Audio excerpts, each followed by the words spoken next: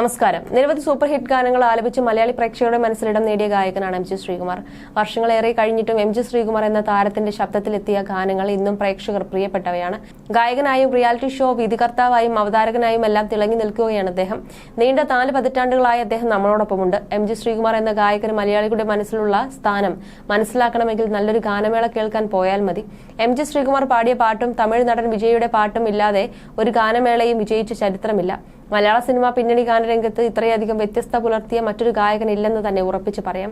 കാരണം അടിച്ചുപൊളി ഗാനങ്ങൾ, മെലഡികൾ, ക്ലാസിക്കൽ ഗാനങ്ങൾ തുടങ്ങിയ വിവിധ തരത്തിലുള്ള എത്ര ഗാനങ്ങളാണ് അദ്ദേഹം പാടിയിരിക്കുന്നത്.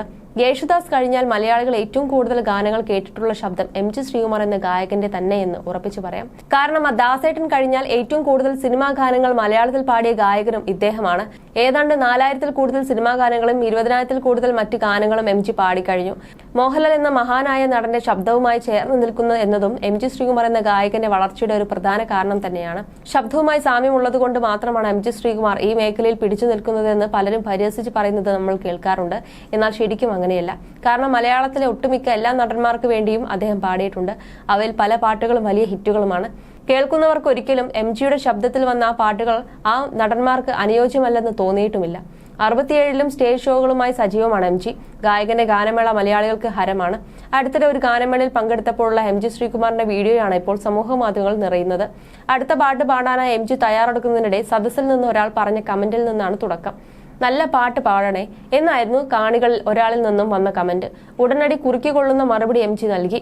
ഇത്രയും നേരം പാടിയത് ചീത്ത പാട്ടായിരുന്നുവോ?